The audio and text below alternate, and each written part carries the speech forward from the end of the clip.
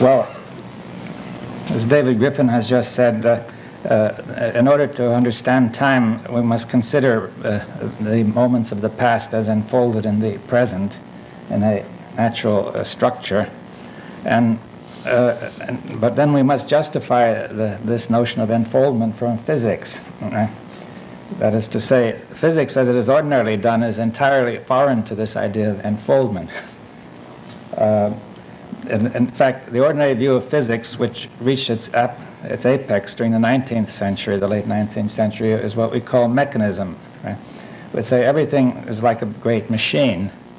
The universe is a great machine made of elementary parts such as particles, or we could add to the idea of a fluid, something like an ether, which would pervade all space. The machine could be made more subtle in that way, but the basic, and this became the world. This was basically a worldview, and in fact, it became the worldview not only of physics but of all the sciences which tried to pattern themselves on physics, and eventually it became very common in the whole of society to say everything, including ourselves, is a machine. And I think this view has become rather pervasive now. And though there are counter views, this does seem to be the dominant view in our society at the moment. Now, this view creates great, certain great psychological difficulties in the sense that it tends to remove meaning from life. It makes man a sort of a tiny machine inside a much bigger machine, which goes on indefinitely and began with a Big Bang. Now, it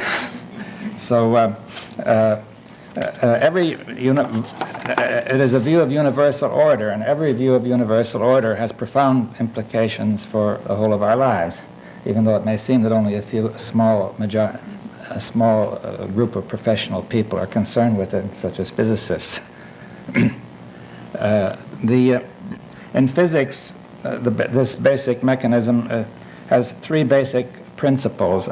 One is we reduce the world as far as possible to a set of basic elements, such as electrons, protons, neutrons, quarks, subquarks, or whatever, right? If you haven't found them yet, it is always, then it's merely a problem to find them, you see.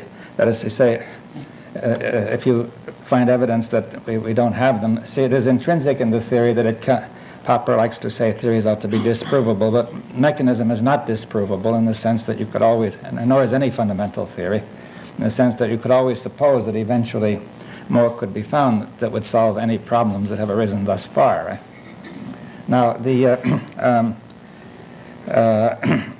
second point is that these basic elements are external to each other in their intrinsic natures. That is, little balls, billiard balls moving around, they affect each other only externally, pushing each other around, and not in their internal natures. This is modified by Einstein somewhat, and he introduces the idea of a field which spreads uniformly through space.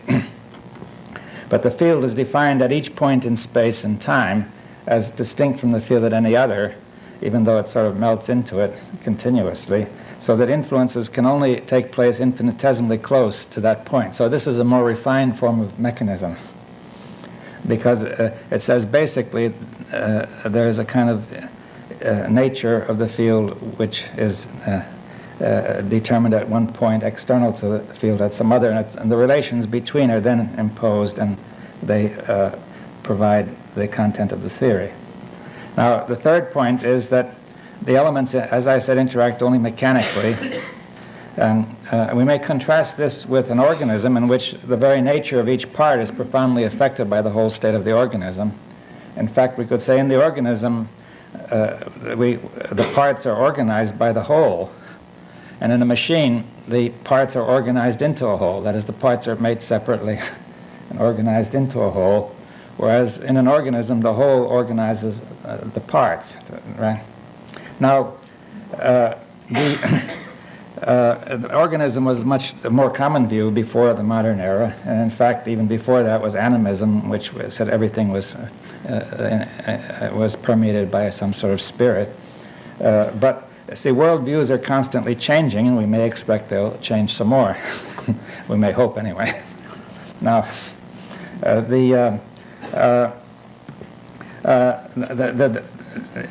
the mechanism, as I said before, it is a program. It cannot be proved to be true because there are always problems in physics and things that have not been solved, and you can always say they're going to be solved later by further extensions of mechanism.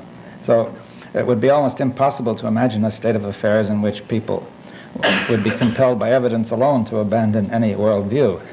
That is, if you, for example, if you take the Australian Aborigines, their society lasted 30,000 years, very stable. It would take a very courageous person to say ours is going to do the same. And and their worldview was entirely consistent to them, and in fact it enabled them. They had something called dream time, as long as we're talking about time, which not only is in dreams, but a sort of a time they went into when they had to live in the desert and find food and water. In other words, they felt they had to live in a different kind of time. I'm told, I've read this anyway. You may, I mean, how much to believe, I don't know. But that there are all sorts of different see, your view of time has a tremendous amount to do with your way of life, right? Our present view of time obviously has a lot to do with our way of life. We're highly attuned to time, watching time all the time, and so on. Whereas in earlier societies, this obviously was not so. I mean, tomorrow was the big idea.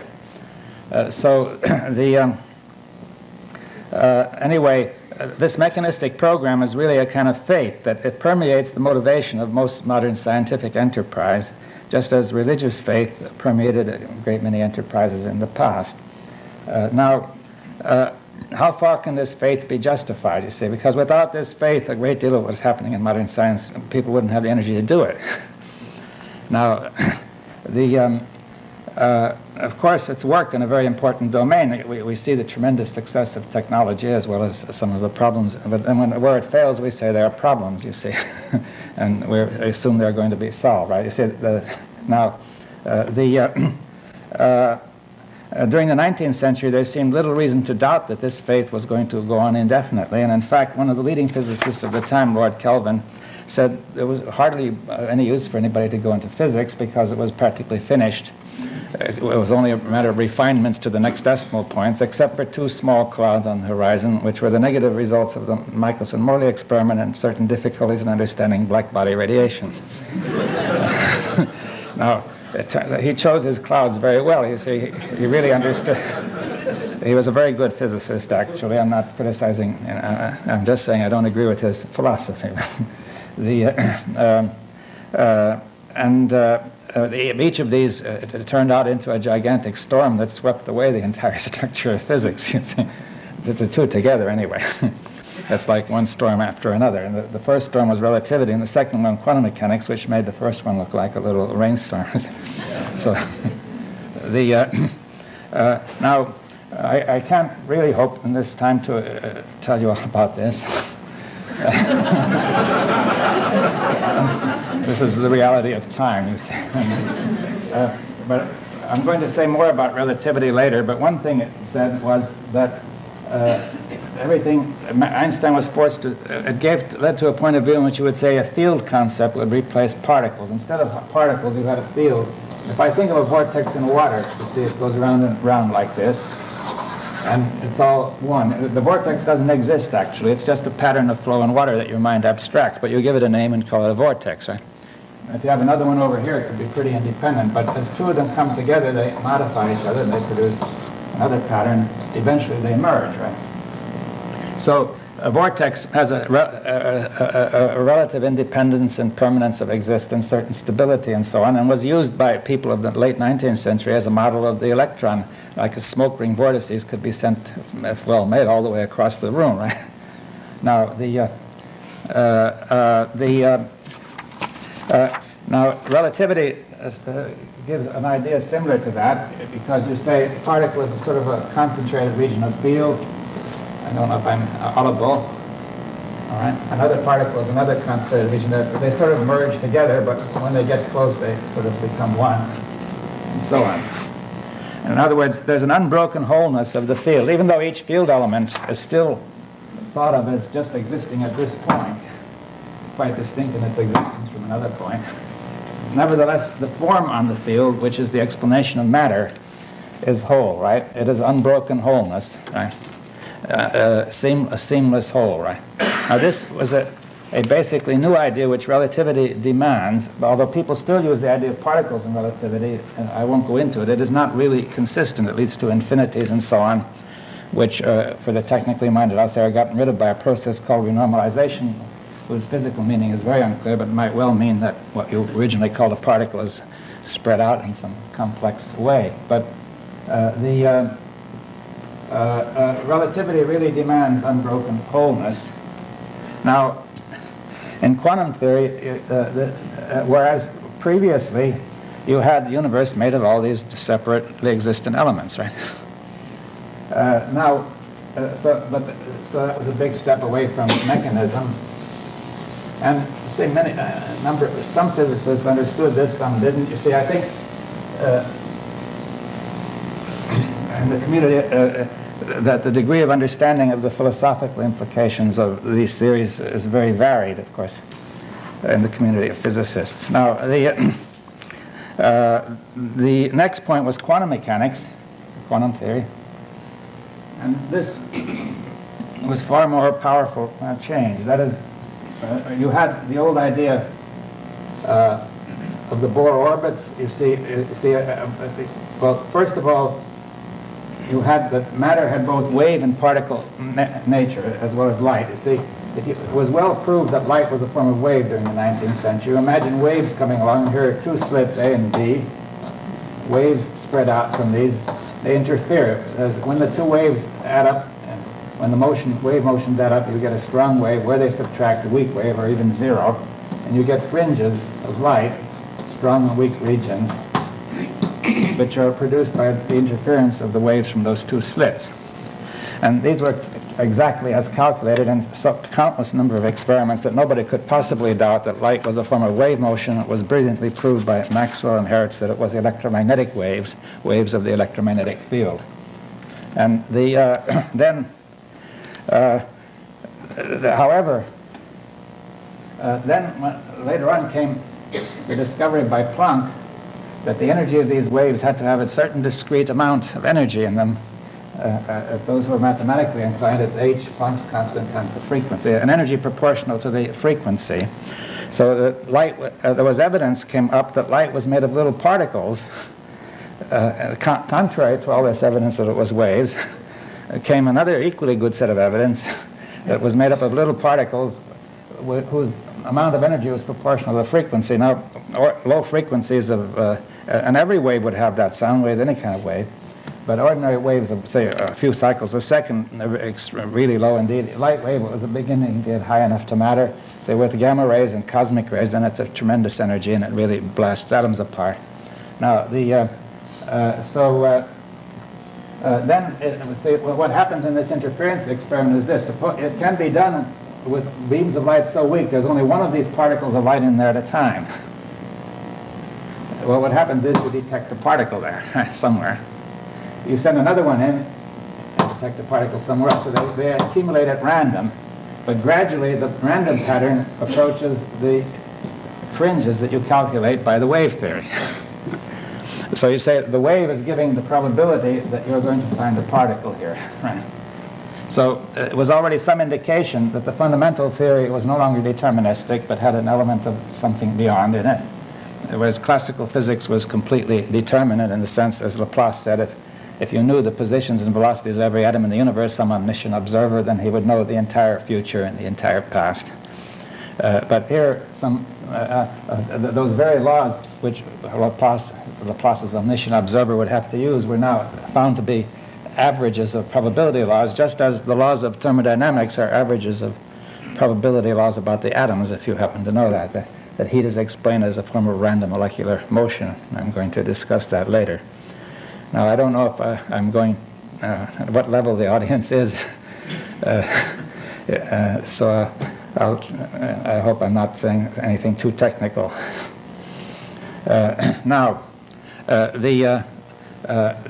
Maybe if somebody thinks so, he could stop me in the middle. It makes it much easier for me, right?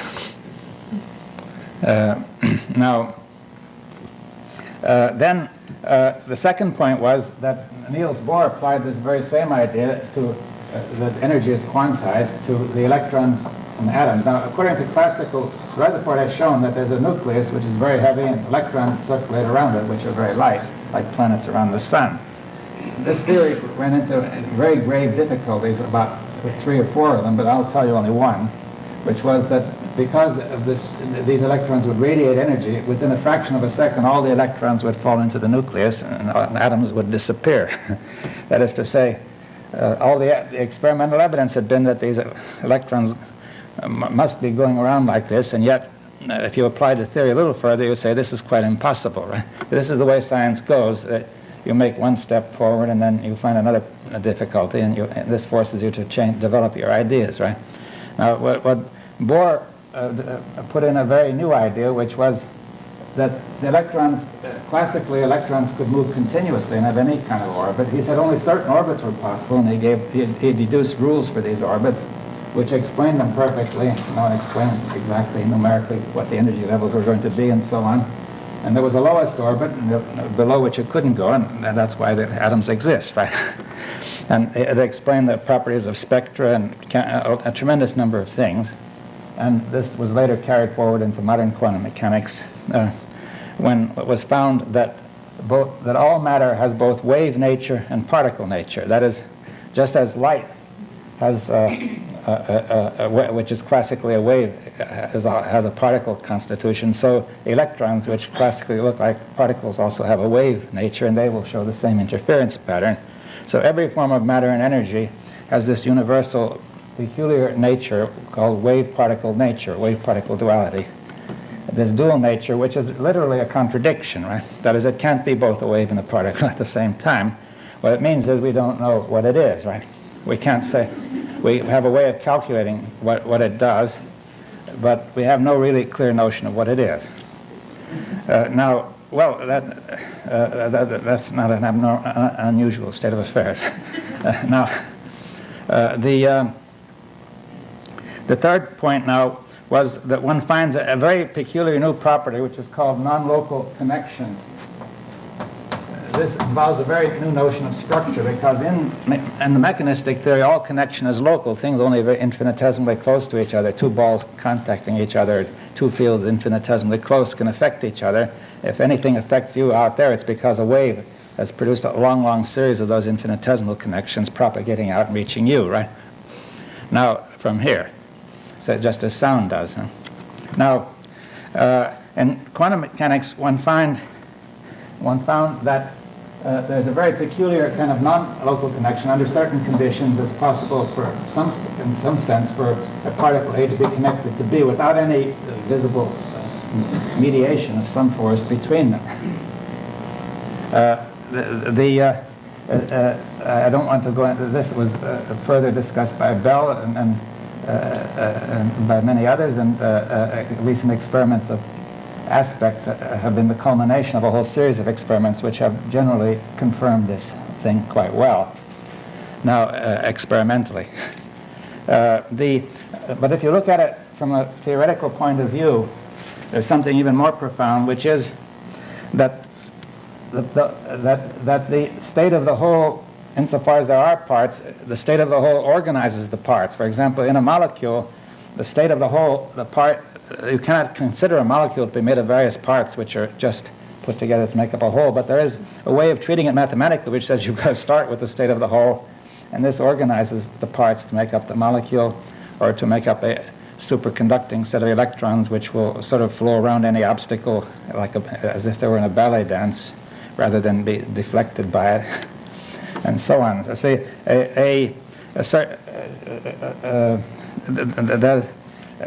now all of this leads to a certain kind of wholeness here, because we find that energy is quantized in definite amounts, and every connection between one thing and another therefore is by a link of a definite amount. If it were divided, it would then be another kind of link.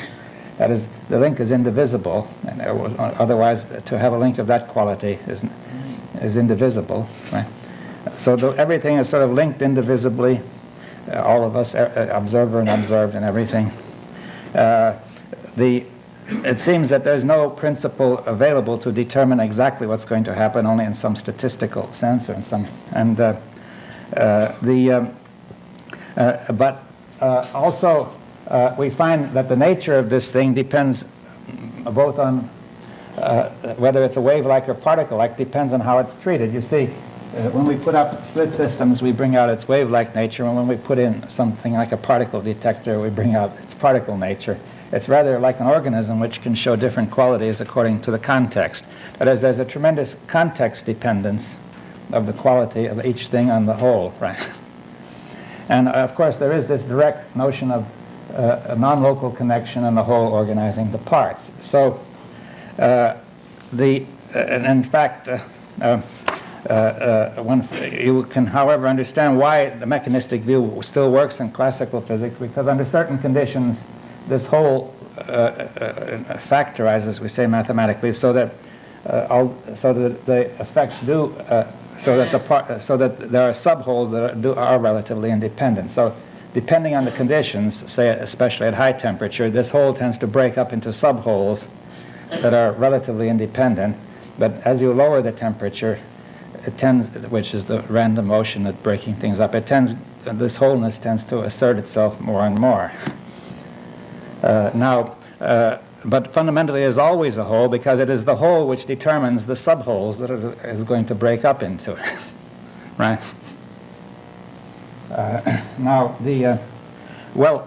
So you have here now an interesting problem, because now in relativity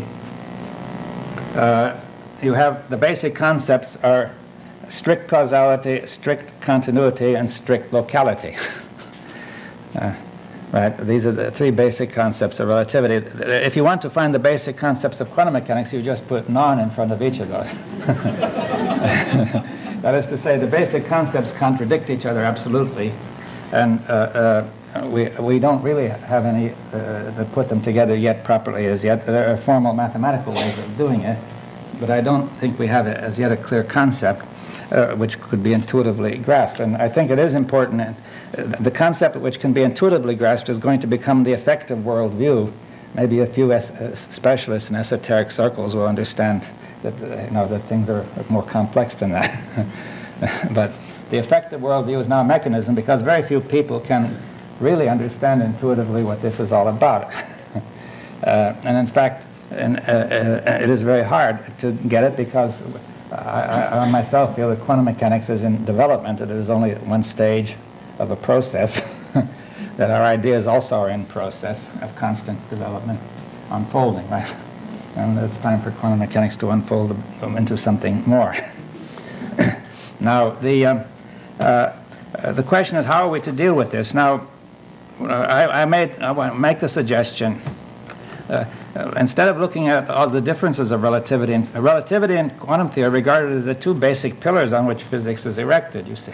And now, instead of looking at the differences between them, let's look at what they have in common. What they have in common is unbroken wholeness.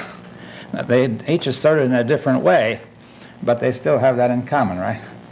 So therefore, perhaps if we begin there, we will perhaps begin to see some new view which holds both of those views in it as sub-views, right? And some approximation. Now, this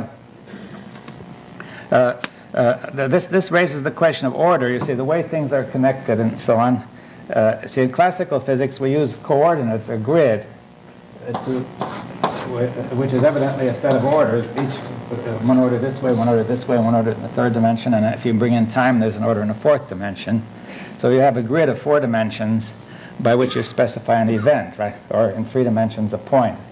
And that is ideal for discussing the mechanical order. In fact, this was invented by Descartes, and everything has changed in physics since Descartes except one thing. The Cartesian coordinates are part of every theory that we, almost anyway, every theory that we have. We start with Cartesian coordinates, and even though we do all sorts of things which later deny their fundamental significance, we do not know yet what to do otherwise, right? Now, although I think that Henry Stapp will say something to this question as in way of suggestions later in the conference. and I'll also discuss it. So I'm going to ask, is there another order that is suitable for thinking about unbroken wholeness? You see, once you're committed to this order, you're attached. You're also committed to mechanism in some way. That is, the order in which you say everything is a crucial part of your thought. Now, what do I mean by order? Well, we know all sorts of orders, like the order of numbers, the order of words in a language. You see the order in music, the order of intensity, of pitch, order in which we try to build up society, the order of functioning of a machine, say the order of thought. And now, the word order conveys a vast range of meanings, and in fact it would be impossible for me to define it without tacitly using order, because as I talk and as you think, so order is taking place. Therefore we say that order is already there, and we can merely hope to unfold some of its meaning rather than try to define it, right?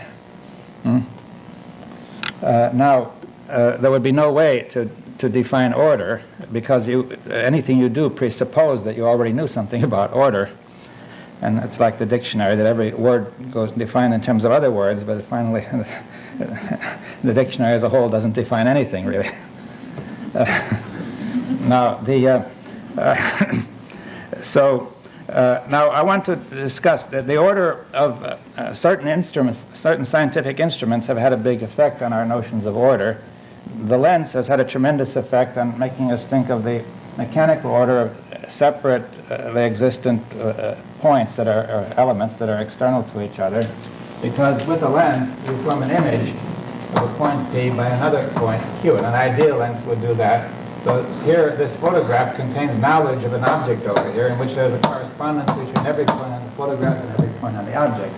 That would suggest that the fundamental character, that brings to your mind very strongly that the fundamental way of interpreting this photograph is to think of everything that was made up of points arranged in certain ways, or small elements, right? Now, then you began to think you can make cameras that could work faster than we could see, slower than we could see far away, near, down, everything in all ways. And that would very much encourage you to think ultimately everything can be looked at this way. So the camera with its lens I think served psychologically as a very powerful force reinforcing mechanism. Now, there has been an instrument developed by Gabor called a holograph, which I think which helps us to look another way, and you may be familiar with it. Holo means whole in Greek, and graph means writes the whole.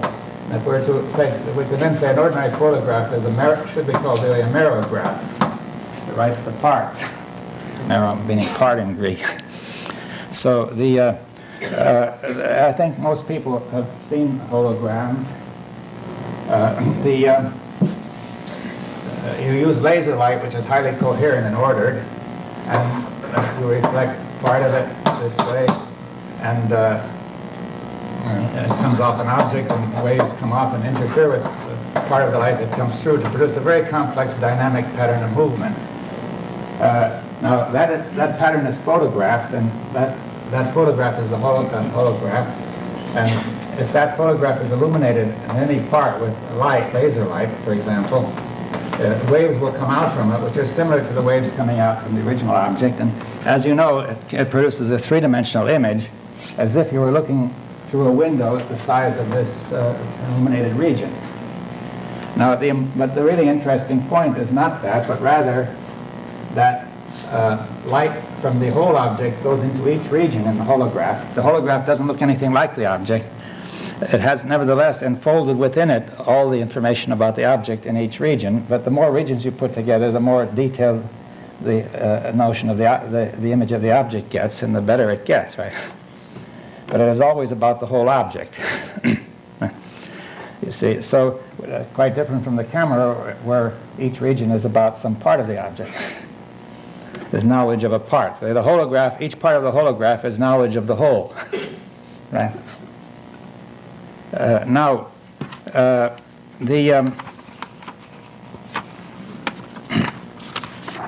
I say that the whole is enfolded into each region.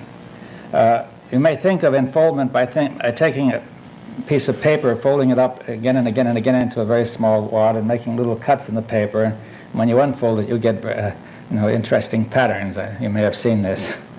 So you say, one says there is a sort of a pattern in here enfolded, which is captured in the camera, in the photographic plate, and it is unfolded as you shine light through into an image of the object, a three-dimensional image of the object. This photograph, as I said, is only a static record. See, the important thing is not the static record, but the enfoldment process itself. The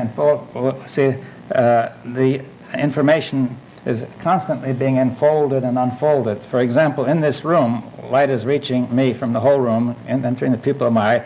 Everybody in this room is enfolded into here. And then the lens in the brain somehow unfolded into a consciousness display in consciousness of all of you out there, right? Now, this is happening to each of you. See, the entire room is being enfolded into each part of the room and unfolded, right? And somehow in the brain and the mind, right? Also a telescope, the entire universe unfolds into the telescope in principle, and you learn about the whole universe, the universe of time and space, right? Now, in general, all sorts of waves will do this. Sound waves, electron waves, holograms could be made in all sorts of ways known and unknown. The principle is observed in more familiar contexts. If the old television sets used to you have an adjustment for synchronism, and when it wouldn't synchronize, you could see the image folding up. You see, and you're synchronizing it, you see it unfold. The entire image is really folded anyway onto the pattern of the radio wave, you see, which carries it. So, of course, I'll get there in almost an unlimited number of examples I could give if I had time. To say that our experience of enfoldment and unfoldment is I'm going to make a strong statement, is much more common than is our mechanistic experience, but we have been trained to ignore it, regard it as unimportant or non-existent. That is, we don't pay attention to it. It's a simple word as that, right? Our whole structure of our thought has led us to pay attention to the mechanical aspect, right? And in fact, physicists know all about enfoldment and unfoldment. They're using it all the time, but they say it is a secondary affair. That is, in a mechanistic view, we say it's true all that's going on, but it's really being carried out by little molecules which are moving this way, that way, and the other way, right? And making it all go. Now, I'm going to propose, say this was quite all right in the 19th century because there was no evidence that it was not so, right? But now, with relativity and quantum theory, it is really very hard to maintain this point of view. I mean, it's easy to maintain it, but hard to justify it.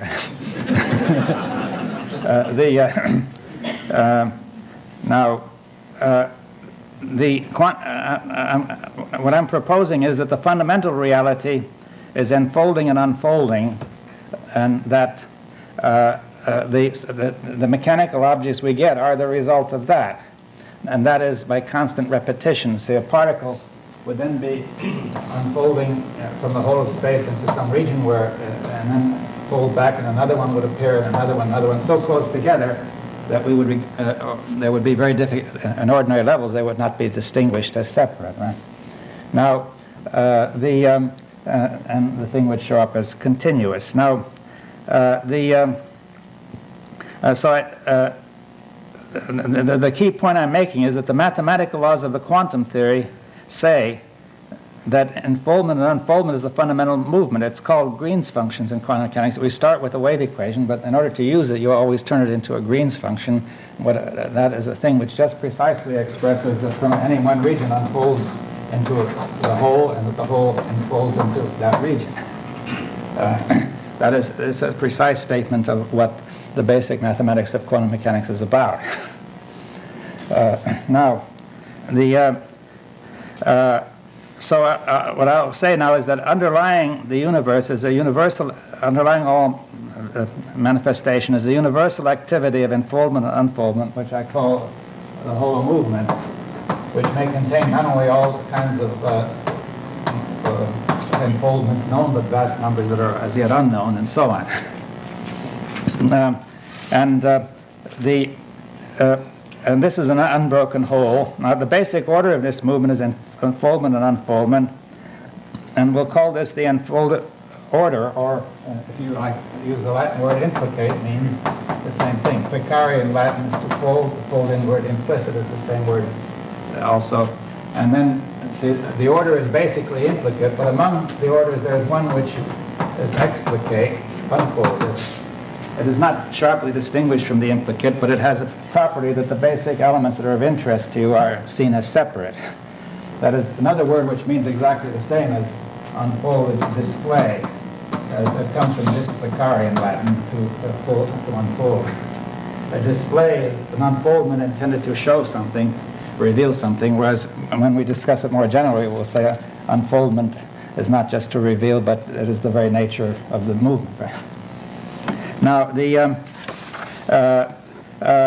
I say in the implicate order, everything is folded into everything, and it's enfolded actively. That is to say, it's not merely, see, in consciousness you can see this clearly in your own experience, that as you enfold what's going on in the room, for example, when I'm talking, this may actively affect you. I mean, you may like it or dislike it. This will affect the chemistry of your brain. The blood circulation has been demonstrated, and so on.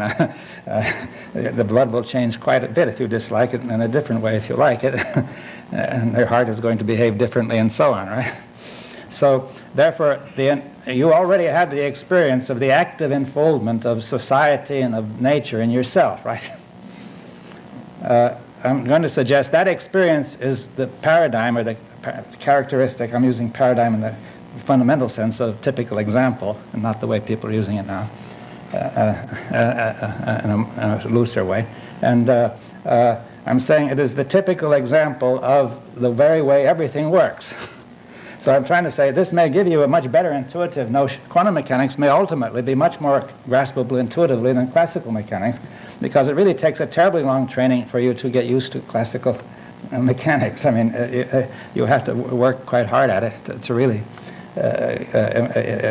of course, you have a certain amount of experience that backs it up, but you have a lot of other experience that backs up enfoldment, which we're just simply ignoring because of the tradition, right? Now, so I'm turning the usual way of thinking of the world upside down. The mechanistic way is the mechanical parts are basic, enfoldment is a secondary process. This is to say, enfoldment is the primary process, and the mechanical process is the secondary process, which is an approximation. I will explain why the ordinary mechanistic views work so well in certain areas. Now, the holograph, as I said, is only one analogy. Every analogy is limited.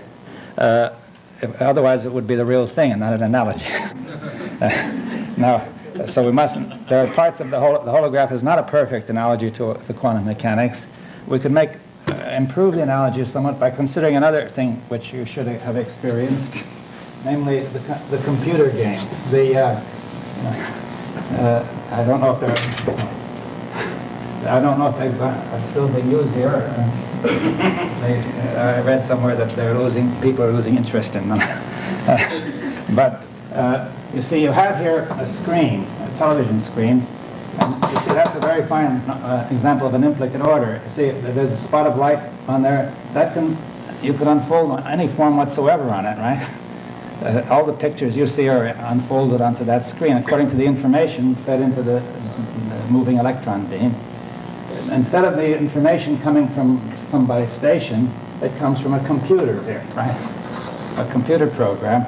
And so the computer program, which is also an implicate order, it enfolds information in all sorts of bits. Bits of information in silicon chips all over the place. And the information in the computer organizes, for example, spaceships, which can go pow and so on. And therefore we have a second implicate order. We'll call this the super implicate order, which organizes this first implicate order.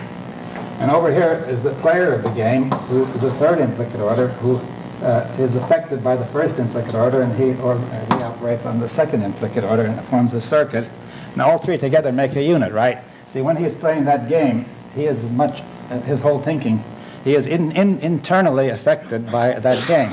It's not just that he's being pushed around by the computer, but rather he and the computer and that screen are one process, right? That is a whole. And his attention, if he's really playing the game, he will not be aware of very much else, right? And his whole body is determined, his stance of his body, it's as if he were really in the spaceship, Now, well, I thought that example may help later because it shows we can get much more subtle implicate orders, and in some sense, each implicate order has two aspects, one we could call a material side and a mind-like side. The mind-like side is called information now in the computer theory.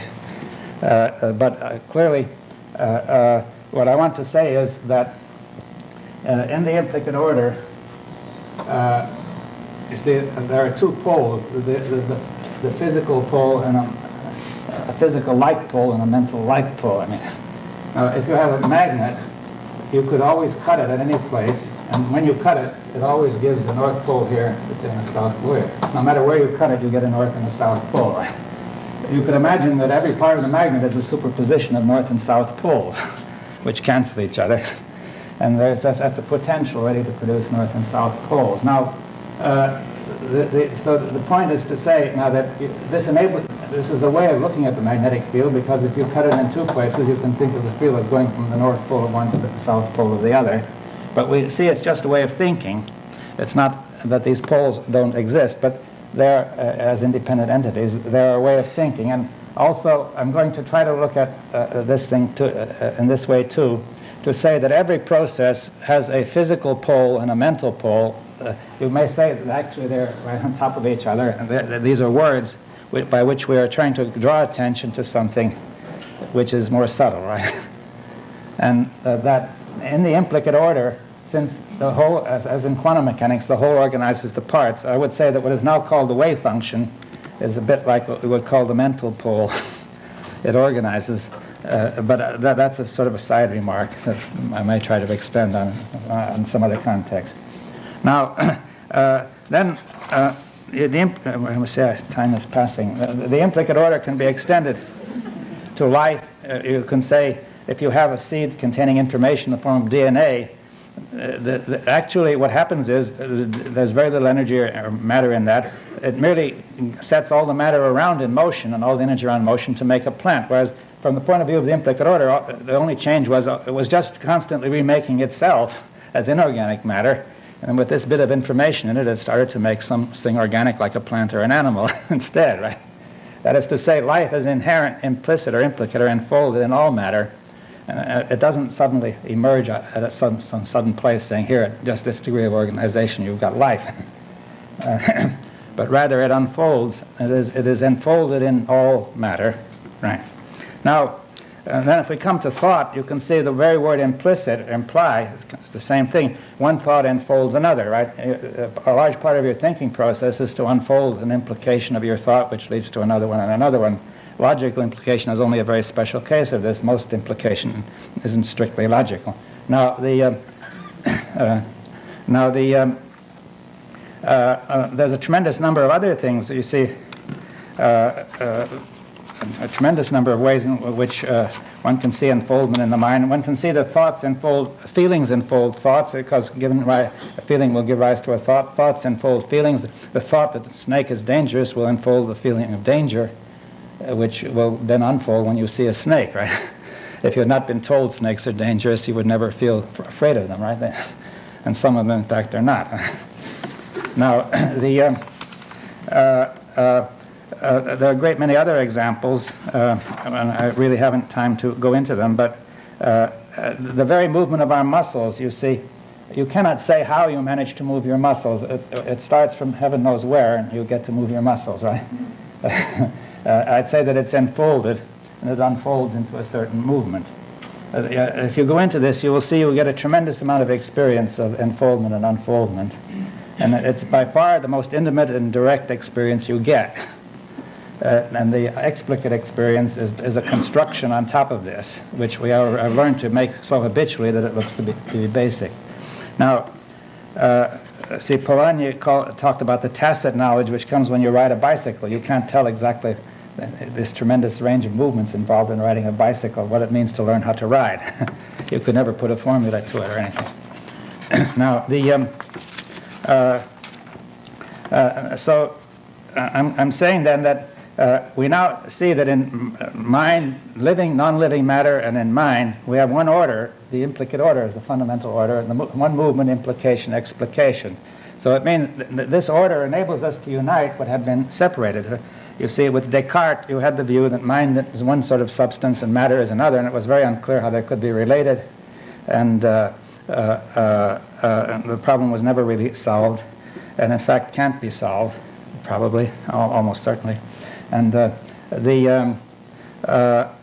because one had to say mind was one sort of thing and matter was a totally different sort of thing. Now, with the implicate order, you're saying they are not. Their orders are fundamentally similar. They can be related. In fact, I'm proposing, in agreement, I think, with Whitehead, basically, that every process has a physical like pole and a mental like pole. But I won't call it because, in the sense that it will be that the intuitive feeling for what that means will be that there's something mind-like in all matter and something matter-like in all mind. However, it may be much more subtle. You see, as we go to the higher levels of mind, of thought, feeling, and eventually awareness and consciousness and so on, it gets immensely more subtle, and so on. Now, now I think with this background, I think I've tried to justify the notion of enfoldment, showing that it is really strongly indicated by the best knowledge available in physics, which and also by a tremendous amount of our common experience. If you go into your experience carefully, you will see it everywhere, if you pay some attention to it.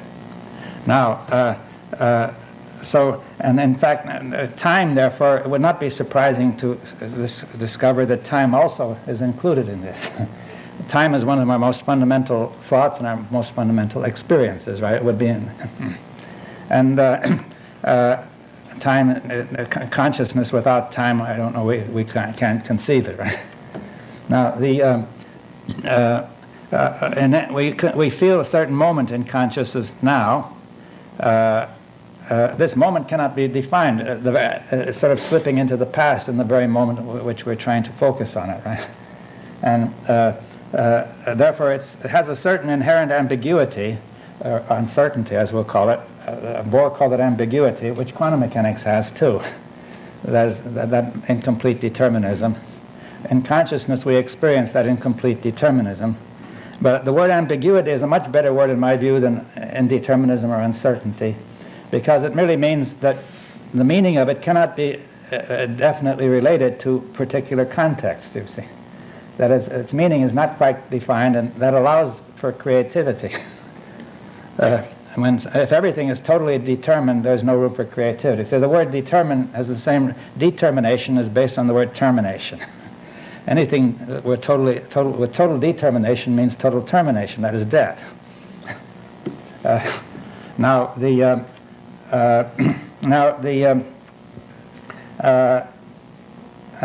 So you see, now the moments you can see in consciousness are nesting. That is, we have this present moment which contains a memory of the past moment, that the past moment contains a memory of the moment before, and so on, like a series of Chinese boxes inside each other. That's a rather poor analogy, but it's one I'm giving you. And remembering it to be an analogy. Therefore, you have enfoldment of enfoldment of enfoldment, you see. That is the nature of time and consciousness. Also a sense of becoming, that also is that is part of consciousness, right? That this moment not only is enfolding the past, but you have a sense of becoming now. It's becoming other. It has become other, right?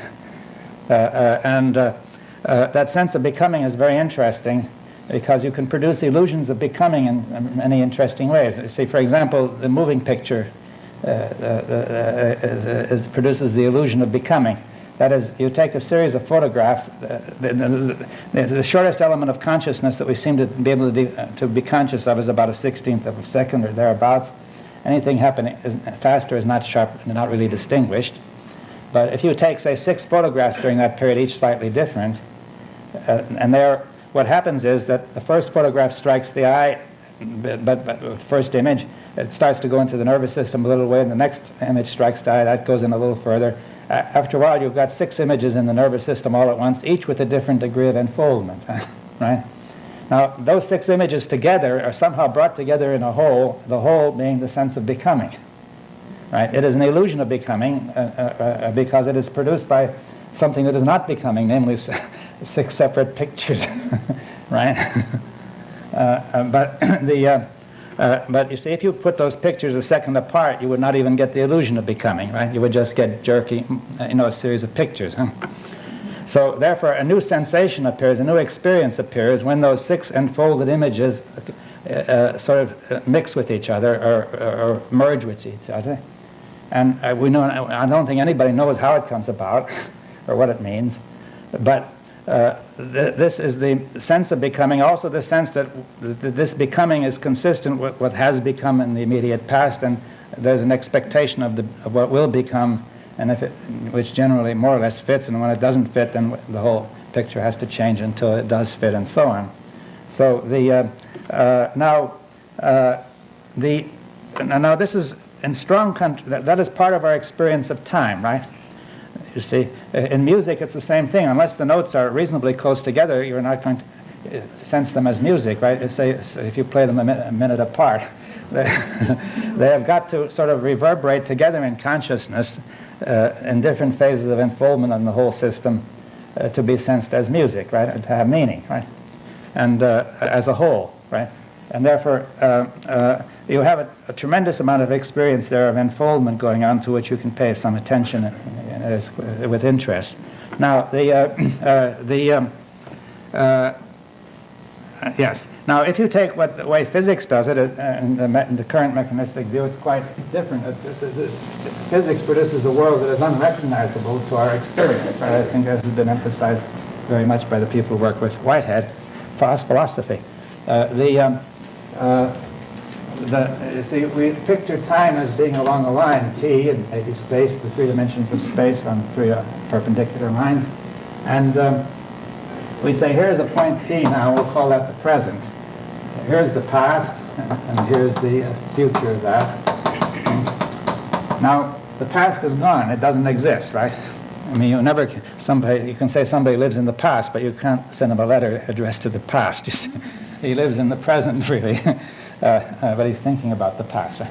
Now, obviously the future doesn't exist yet, but since the present is nothing but the dividing line of past and future, it too cannot exist, you see. See, therefore, there's a paradox in the whole thing. You say, what are we talking about? Now, one way of looking at it is to say all time exists all at once. Time is like space, and somehow there's an illusion that we are passing through time, that we're experiencing at one point after another. Well, this seems very strange that such a fundamental experience could be an illusion, right? And that this picture here, which would be the correct one, to say that all time is determined as a block, it would create the problems of free will and so on. I don't think are serious, because you could also say any sense of free will is also part of the illusion produced by a machine, which produces the illusion of that you have made a choice when in fact the machine has done it, right? The only point is to say that this is consistent with classical physics, but when you come to quantum mechanics doesn't really treat it that way at all, because it says an observation takes place and then some mysterious process called a wave function mediates, and then another observation takes place, and so on. It doesn't even attempt to tell you how one thing is connected to another, and therefore this view is more or less consistent with relativity, but not with quantum mechanics. Right? In fact, Einstein seems to have adopted this view about time. Now there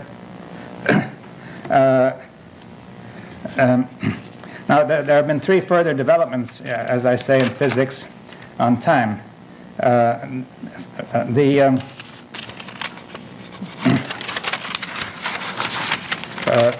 Relativity not only introduced this feature of wholeness, which I described previously, but it introduced the notion that time is not an absolute. That is, in non-relativistic physics, you think one moment is the same everywhere, all over the whole universe, then comes another one later, another one, and another one. Very simple order, right? Now, in relativity, you have the fact that what constitutes the same time, that is simultaneity, depends on the context of the speed with which the system is moving, right? They talk about an observer, but you don't need to think of an observer. Every system has a kind of time context. And time now becomes context dependent, right? And according to the speed of the system. And one system might make the lines of the same time this way, and another system might make them this way. We call this time, right? A third system might call this, right? Now, suppose you have a point P here, an event P, and here you have another event Q and R. Now, Q is at the same time as P, R is at the same time as P, but Q and R are not the same time as each other. That is what relativity says. That is, time is not a transitive property necessarily in general. That is, you see, the ordinary idea of time is to say that if two events happen at the same time as a third, they must be happening at the same time as each other. It seems common sense. Now, relativity shows this need not be so. Time is not this transitive property, and therefore there's a very radical, it suggests a context dependence of time. There are many kinds of time. We don't ordinarily notice this because this becomes important only when the speed gets close to that of light. At ordinary speeds, this ambiguity of context is so tiny that it couldn't even be represented on this diagram, you see. And therefore, it's only very high speeds where it matters. And if you got to the speed of light, you would get to the interesting result that between the beginning and the end of a movement at the speed of light, in its own natural contextual frame, there would be no time and no space. Another paradox, right?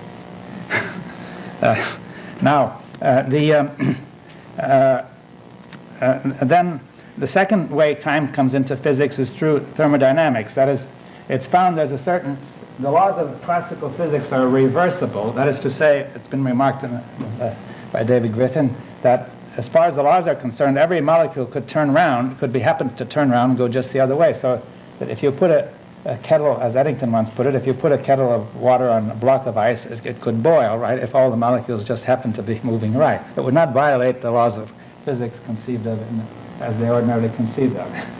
It would. Now, this has been dealt with by saying it would be highly improbable. That is, so improbable that essentially it would never happen. See, there's the property. The heat flows only normally from a higher to a lower temperature, not the other way around. And this is explained by random molecular motion, which says there's a kind of mixing going on, like taking an egg and you mix it up into a cake. It would be most unlikely to unmix back into an egg. You can sort of get an intuitive idea of what that means, and saying that sort of mixing is going on among the atoms all the time. And this increases a rather abstract property called entropy, and the entropy increases with the time. Now, so there's a certain irreversibility brought in that way, though the fundamental laws are reversible. Now, Prigogine is trying to introduce irreversibility in a more fundamental way, which he will discuss.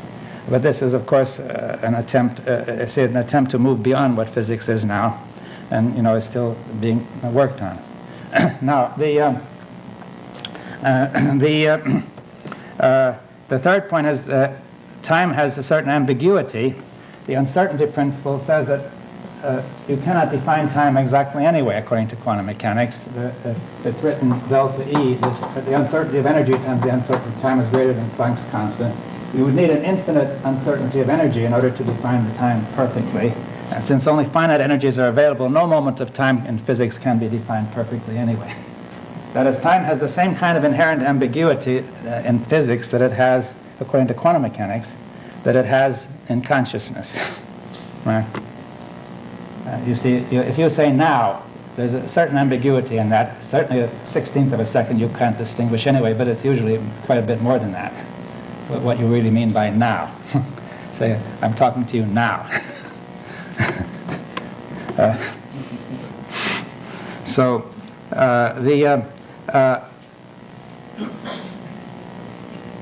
Yes.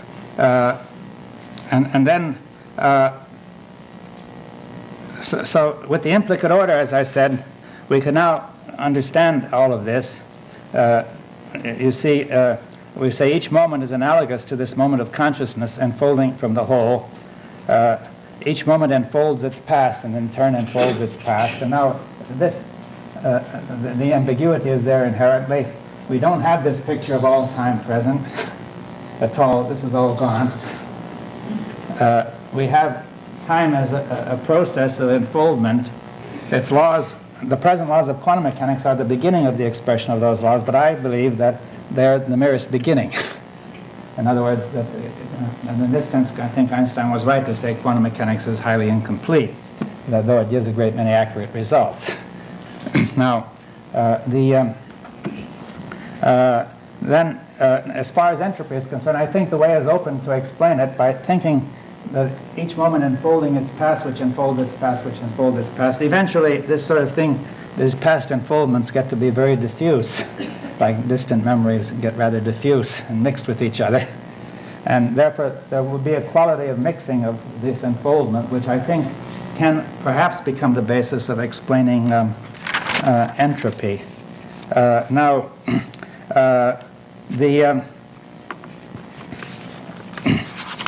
now, finally, that's about all I'll say about time. And I'll just say a few, I'm supposed to also say something about wholeness, but I think that there won't be time for that.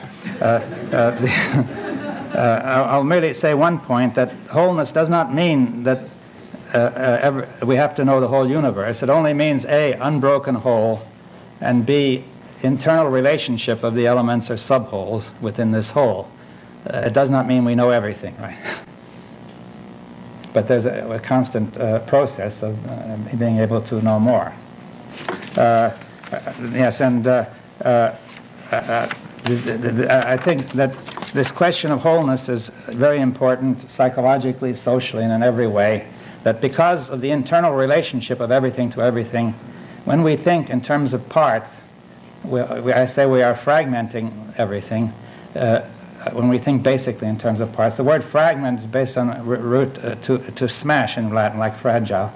It doesn't mean, you see, parts and fragments are entirely different. If you take a hammer and smash a watch, you get not parts but fragments. You see? I'm trying to say that the statement that the parts are basic eventually leads us to treat the world in a fragmentary way, and since the way we think is enfolded within us actively, therefore we ourselves become fragmentary in our action and start to smash the world to pieces, right? Which is in fact happening, as you may have noticed. Yes, and therefore now to think in terms of wholeness, I would say, I wanted to put it as a principle, there are two principles you could adopt. The wholeness of the whole and the parts. We're going to recognize both, but we say the ultimate, one principle is that, the opposite principle is the partiality of the parts of the whole. That is mechanism. You say everything is made of parts and the whole is just a sort of another kind of part. Another way. We need both principles to work in life. But we have to say, what is the ultimate principle? So I'm going to come down on this side. The ultimate wholeness of the whole and the parts is the dominant principle, and this one is the secondary principle, whereas mechanism starts with the ultimate partiality of the parts in the whole, and says the wholeness of the whole and the parts is a secondary affair.